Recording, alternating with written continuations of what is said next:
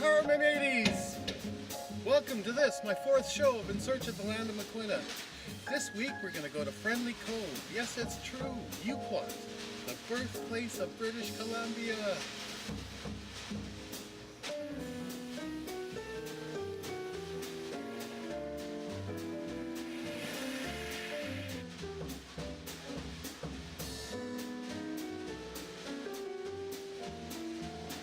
And our musical guests this week are Miles Black on the piano, we've got Kelby McNair on the drums, and Russ Bottom on the stand-up bass.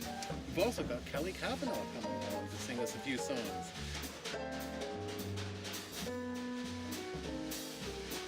Alright, and we're going to go down to Victoria and talk to Gregor Craigie about my book. He's going to interview me.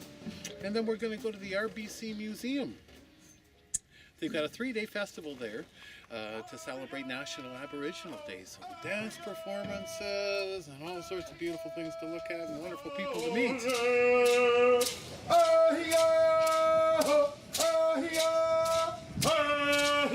also going to go up to Ladysmith, Shell Beach, and watch the tribal journey people pass by. They're going all the way this year from Washington State, paddling all the way up the coast to Bella Bella. A 615-mile journey. So that's fantastic. We're going to give them our well wishes for a safe and wonderful journey.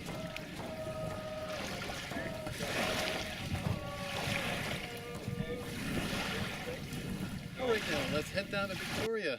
I'm going to go with my friend Chuck McCandless. He's a banjo player. We're going to play a few tunes down at CBC and talk to Gregor Craigie about my book. One, two. Rise again, rise again. Okay, so yeah, we're rolling. Just say hello. Hey, Chris, how are you? And maybe nice to meet you here. Yeah, you too, Chuck. Thanks for coming in. It's good to hear you guys sing. That's right. Today. Yeah, great to hear. You got a nice mix with the guitars and the It's a good thing. guitar band. Yeah. And we got to meet Bob McDonald. Yeah, no, it's great. He's back in his office. Like a science trip. Yeah, Bob McDonald from Kirk's Corks works here at CBC Victoria. Isn't that so? I was awestruck. I was, oh my God, a star! And he walked in the door. It just shocked me. I said to him, the only science that I've ever understood is when he's telling me. Yeah. That's true. That's a huge compliment. Going right over my head. Yeah, for sure. Yeah. So this is where you make all the magic, Gregor. This is where we make the magic and everything else too. Yeah. And I've been thinking, you're a good-looking fellow. Don't you think he's a good-looking Yeah, I fellow? don't think you want to go down this track. Oh no, he is. I think you do well on TV. Have you heard of television, Gregor? I have heard of television, but it's this sort of is like the future. radio with pictures. But radio is the future. They've been predicting its demise for 50 years now, and yet more Canadians engage with any other media through CBC Radio. It's more than anything. I mean, unless you could get the Canadians and the Canucks in a Stanley Cup final, that might just do it. Yeah, no. Besides, and you don't have to tie a tie in the morning, so That's a good thing. it's a good gig. I like radio. Every room in my house has. Yeah. It's, I regurgitate what you guys tell us, and I feel like I know something. Sure, exactly. Well, that was good. Touche, Gregor, and I agree because I listen to you all the time too. Because you have to work a little harder. You have to put the pictures in your own head, don't you? Yeah, that's good. It's been great. Yeah. Anyway, I want to thank you again for having us down. Yeah, my pleasure. Thank you very much. Yeah, thanks for having me. Okay. All right, thanks for coming. Yeah.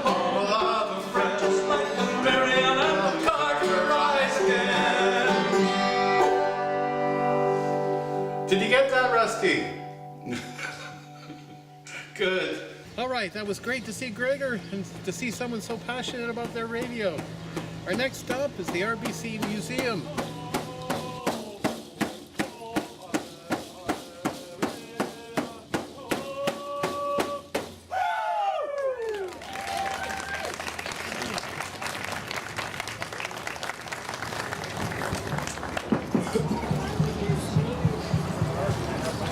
Is it working? Wait, man, talking. Ladies and gentlemen, that was a Potawatomi song and dance. Welcome each and every one of you here today on day 2 of our Aboriginal Cultural Festival. It is an honor to come here to share these songs and these dances with each and every one of you. Yeah, that's great. I started this yesterday, so I'm trying to see how much work I can get done in 3 days. Oh, that's a good idea. So it's actually going good. Yeah. Gila Kassan, everybody, welcome again. Just about to start our next performance here. So, everyone, if you feel like you want to come have an awesome... And you said it's going to be a sun mask? Sun mask with an eagle's face. So, Right. I'll tell you guys a little bit about our group. It's called Get Hayat. And it's a pretty traditional tool you're working with? Yeah, it's, well, you know, the old ones would have been made out of stone and bone, but this is more, well, it's made out of metal. Right. But the first one my dad gave me was a car spring and a U-wood handle. Right. The language spoken by the Niska. Oh, can I get you to introduce yourself? My name's Richard Hunt. Dances are bonded by their common ancestry of family, Wila Yuquot. their language. Excellent. And their connections to the Haida, Haisla, Taltan. Well, thank you very much, sir. You have a good day. Okay. Handsome is a transformer, a shapeshifter, a trickster. His favorite form is that of the raven. So we're about to be visited by this not Imsum spirit, this trickster spirit, Raven, in all of his beautiful shapes, forms, and colors. And let me tell you folks, Raven loves shiny things. So George, hold on tight to that bracelet.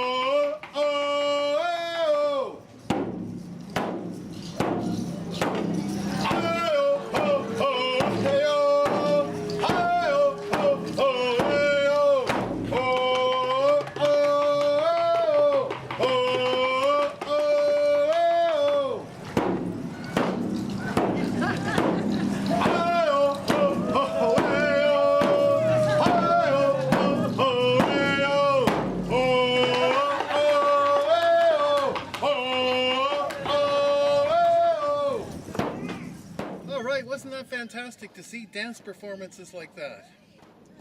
That was the Sinquat dancers from Cowichan and the Git Hyatt dancers from Vancouver. All right, our next stop is Shell Beach. We're going to try to catch up to the paddlers on their tribal journey, give them our well wishes for a safe journey. By the time we got to Shell Beach, it was raining, and I was wondering if the rain would dampen anybody's spirits, but it didn't seem to. The paddlers were getting ready.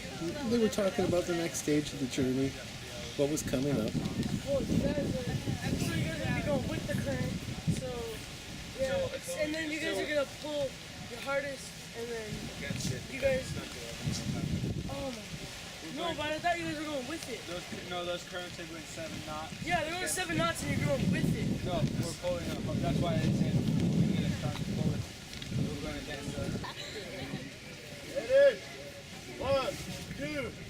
We watched them carry the canoes down to the water.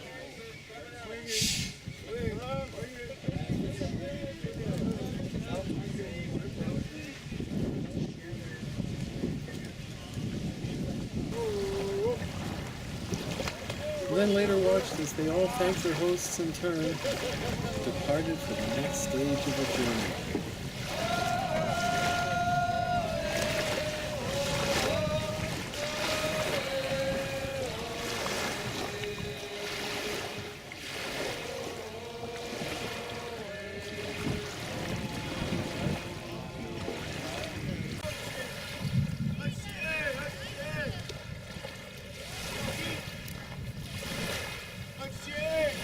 Appreciate your hospitality. Appreciate your food. Appreciate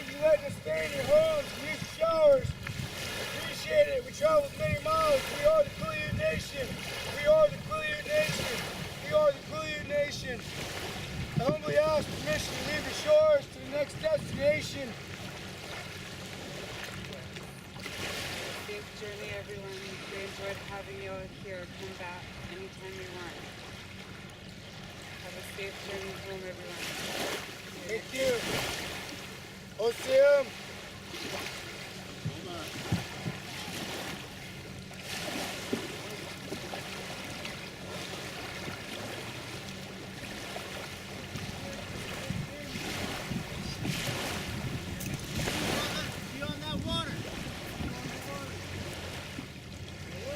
All right, well, wasn't that fantastic to see those people go through? 650-mile journey by canoe. Young people, old people, paddling together. It's fantastic. All right, well, our next stop is Yuquot, so we better get back on board the Yuquot 3. Make our way there. Let's go.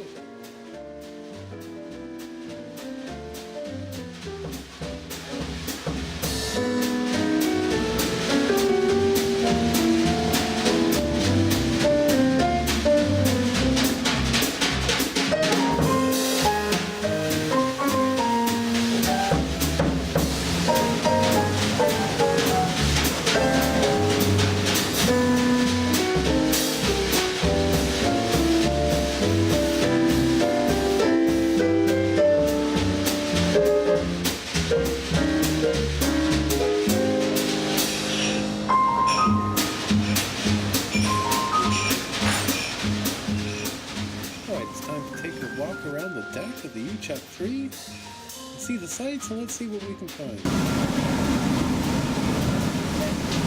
Where'd the dog go?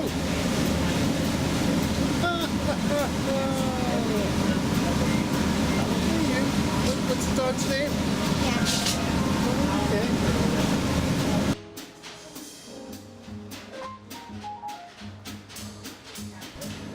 Man's best friend is always up for a good photo opportunity.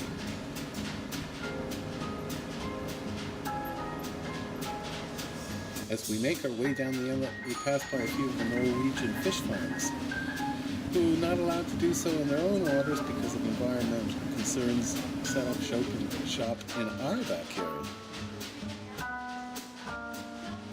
All right, well, let's see if we can visit the captain. I'm Dave's wife, Gwen. Oh, That's why she's in here, otherwise she'd be out of here. my name's Chris Sherlock. Yeah, David Ernie. But don't tell me. Good. I'm not supposed to be here. Oh, this is so beautiful. The brass was a lot shinier the other day, but people keep coming in here and touching it. Wow. Break their fingers. Yes. So that's the only thing I can do. So let me. But it is a unique old boat because you have no wheelhouse control. It's all. Is that right? Yeah, I've read the blurb about it in your newspaper. Yeah, absolutely. And where's the wheel from? Scotland. Yeah. Isn't that something? This Paisley Works is out of Scotland. Mm-hmm. And it's been polished so much that the name is almost rubbed off. It's something. Crazy. Yeah. You're gonna wear through one of these days.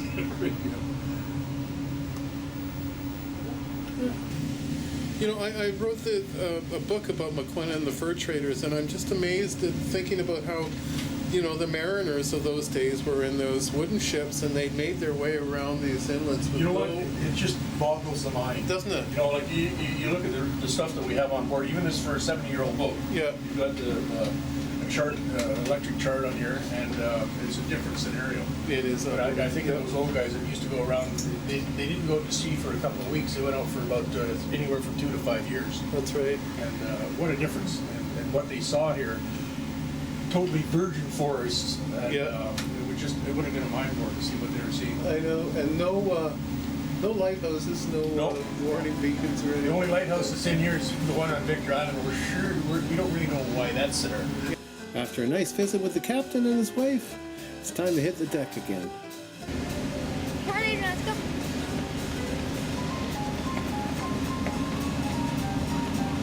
After our journey of a few short hours, we arrived in Yuquot.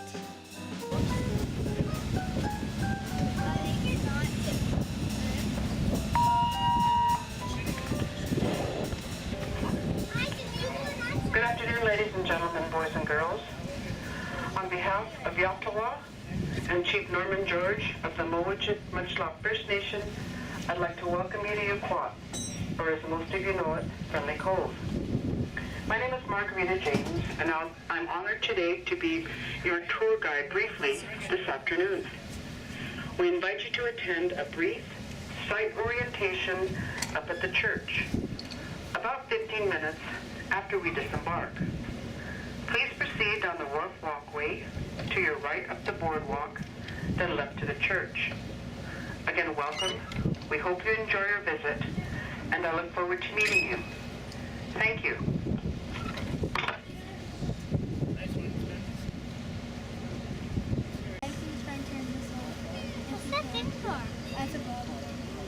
Everyone watched as we went into this perfect little natural harbor, perched on the edge of the Pacific Ocean.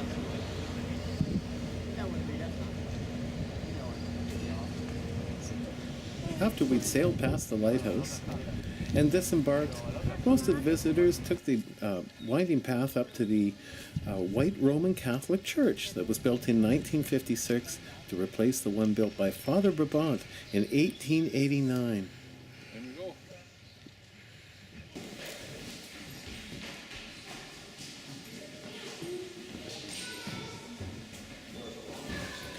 The church now serves as a museum. Where the altar and pulpit once stood, there are now 2 house posts from the Jack family, and a replica of McQuinn's burial monument adorns the archway entrance.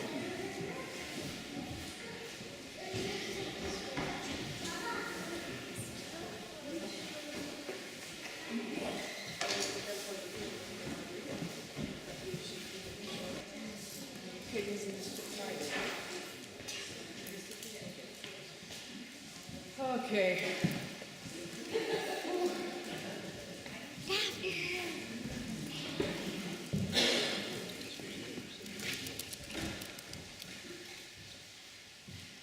Between children and grandchildren. And pets. Anyway, I was the voice on the speakerphone.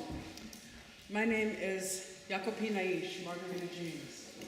On behalf of Yatlawa, our Chief Mike McQuina, and Norman George, I'd like to welcome each and every one of you to Yuquot today. So, we'd just like to share a bit of information about the site and about us, what's happened here, and what we're planning to do here. So, just briefly, you know, I could go on and on and on about the history, but I won't. Yuquot means place where the 4 winds blow, or where the wind blows in all directions. And if you were Ray and Terry Williams, the family that resides in the Brown House, you'd really know that's true. They live here year-round. Yuquot was designated a Canadian National Historic Site for the Aboriginal history, the European history here, in 1923. Mowichet-Muchlaw were one of the 14-member nations of the Nuu-chah-nulth, anthropologically known as Nuu-chah. What ties us together as Nuu-chah-nulth is the language.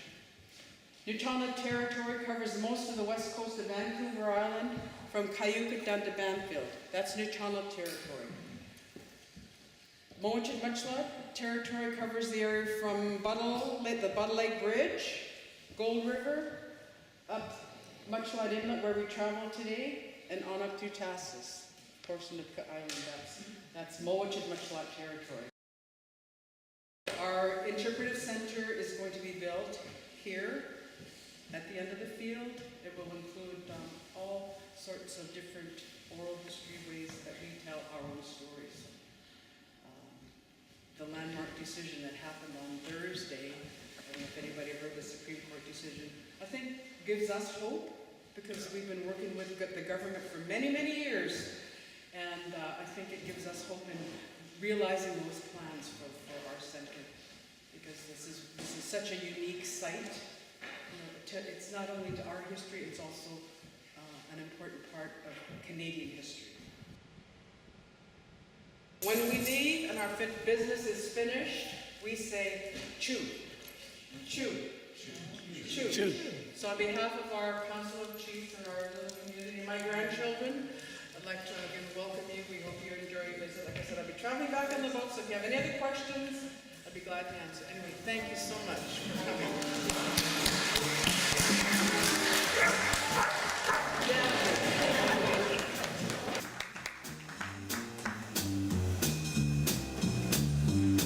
On the way out of the church, I checked out the 2 stained glass windows donated by the Spanish government to commemorate the Spanish fort settlement of San Miguel that existed from 1789 to 1795.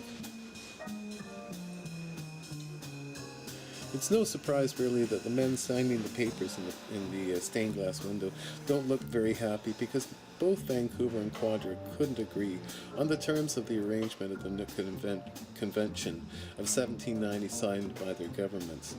Vancouver thought he was here to take possession of the whole northwest coast, while Quadra was ready to only give him the small patch of beach that Meares had built his small factory upon.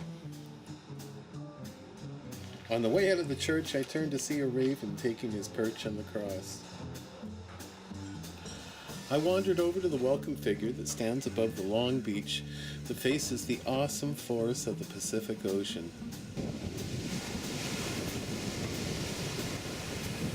This beach, it's not covered in sand, but in tiny round and smooth little pebbles, almost like river rocks, created by the incessant rolling of the surf and the tide. A very eerie sound. I've been told about the sound, but now I know what they mean.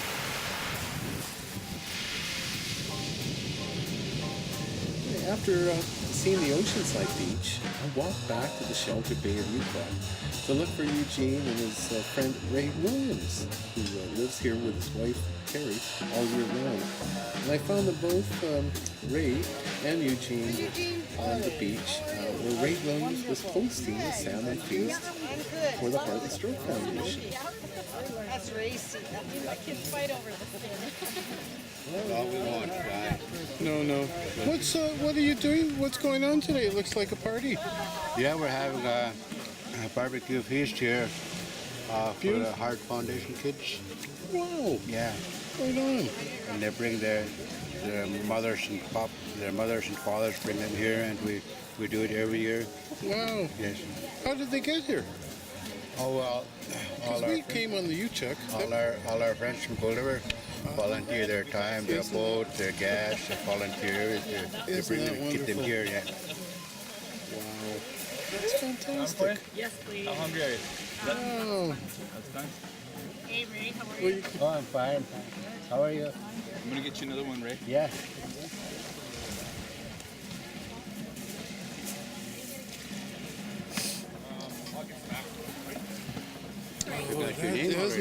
Isn't that? It's Chris. Chris. Yeah, Sherlock. Look at that. Sherlock.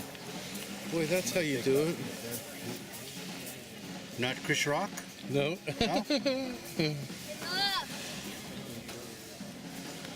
I'm just asking because I can't see far. Okay. Yeah. He can hardly see, I can hardly see, yeah. Oh my goodness. Mr. Williams, you're a fantastic cook, partner. Yeah. Thanks to your assistant, sir.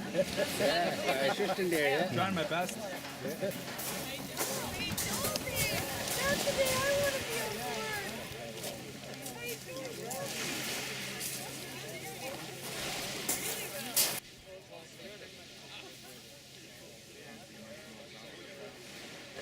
After some delicious smoked salmon, I decided it was time to head up to the lighthouse to check that out, and also to get a better look at the bay.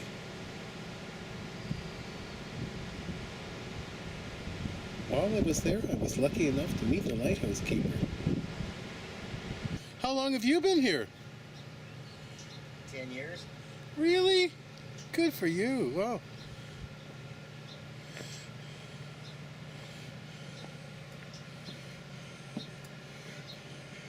Is this a typical summer day?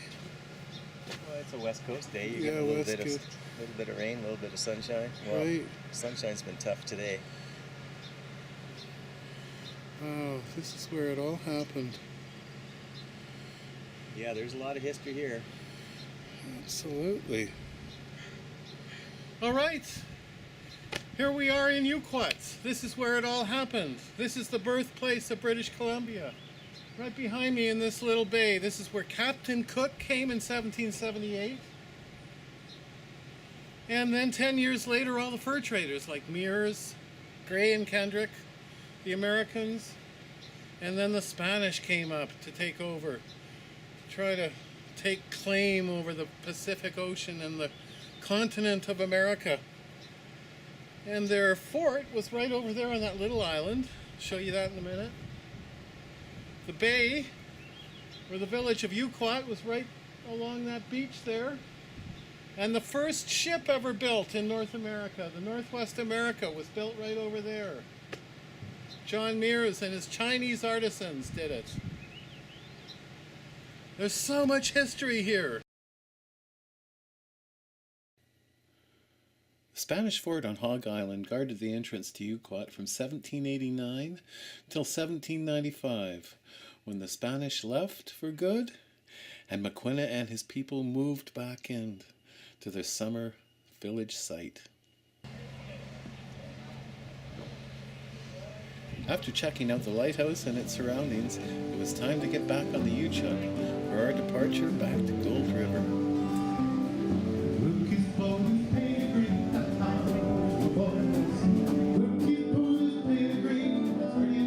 On the voyage back to Gold River, I had a chance to sit and talk with Eugene, and he told me some of his memories of growing up in Yuquot. A knife and get seafood out there? Yeah, we used to get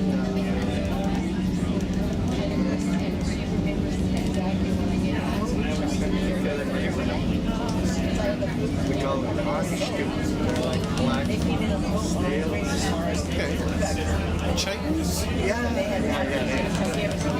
we pick them and we cut them off, peel them off the rock. How do you eat them? Do you boil them? We used to eat them raw when we were kids, but yeah, we do boil them. What do they taste like?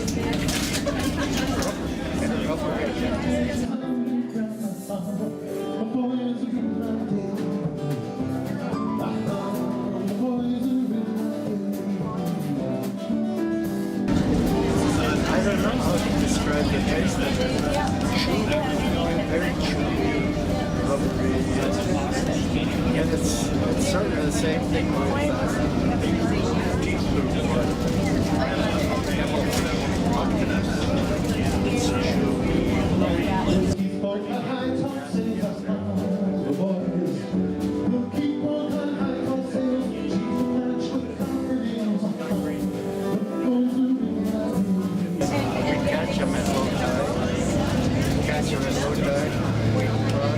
it's tiny little crevices with pointed sticks that tie hooks or sticks with a V shape on them. We use that to pin them down. We had little tricks we used to catch them. Old people loved them. There were a lot of uses for them. We used them for bait, for halibut fishing. Used them for bait. Best bait going.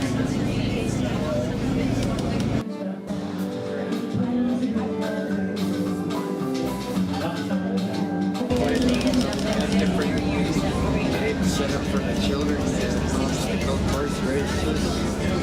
The foot races, 100 yards, 50 yards, 100 yards, quarter mile, things like that. Feats of strength, different things. And people, to have a good time without spending a whole lot of money. Eugene also talked about his early days fishing with his grandfather.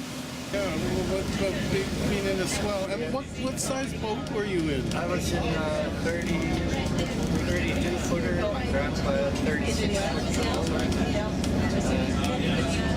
Mainly in the winter, when the seas, the swell, the ground swell would be a very, very heavy ground swell. Grandpa would be on one side of the swell, I'd be on the other side of the swell. And when the swells, when we started undulating on the ocean, we disappeared out of each other's sight. We couldn't see each other if we're on the other side of the swell.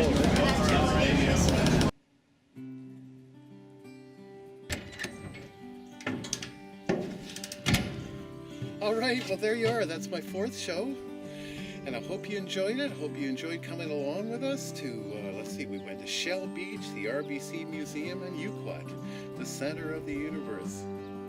All right, well, at the start of the show, I promised you some music from Kelly Kavanaugh, so he's going to sing us out with Another Shore. Thanks for coming along. I hope you had fun. I hope you learned something. I know I did. We'll see you next time. In a way, raise the wind. Sorry, I'm listening to your voice and thinking that's perfect.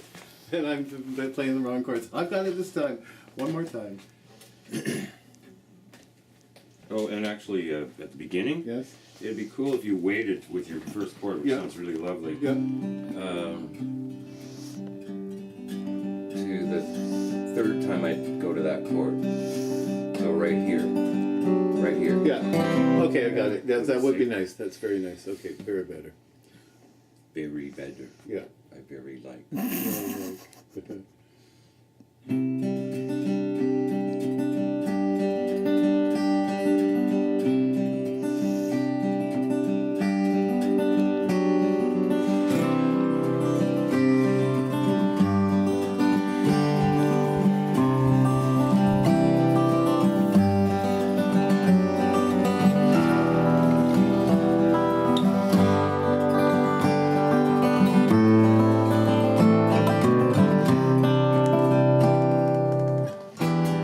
God gave us the water.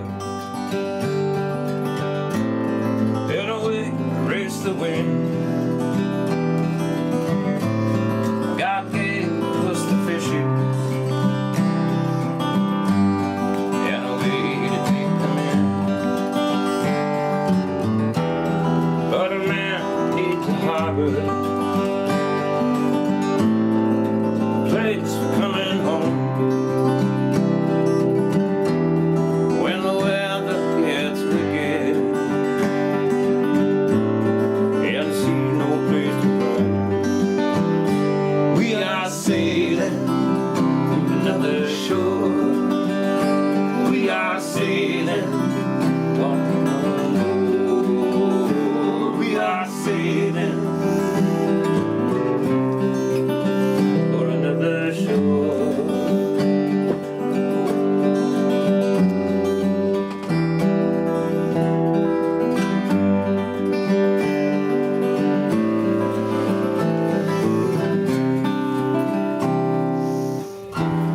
My father told me his father and the brothers too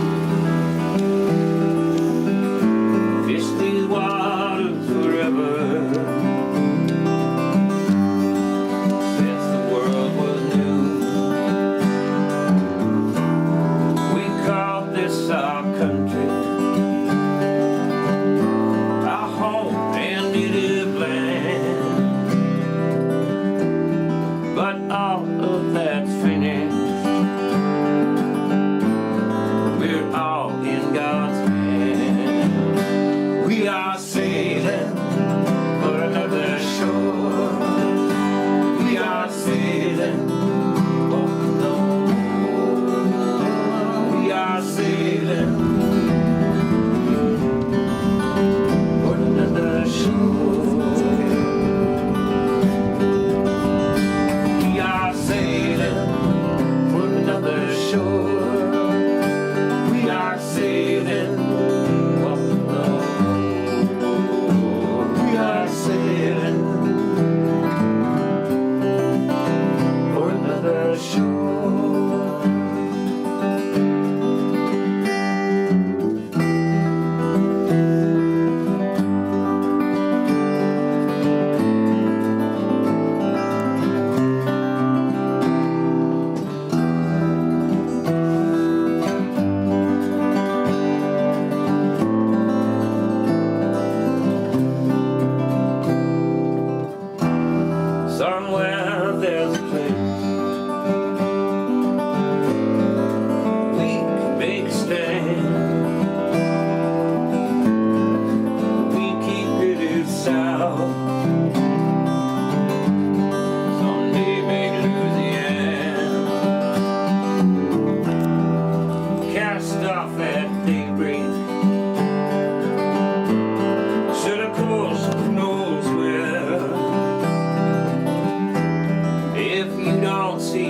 look back. Yeah, 'cause I don't care. We are sailing for another shore. We are sailing. We are sailing for another shore. We are sailing for another shore. We are sailing. We are sailing for another shore.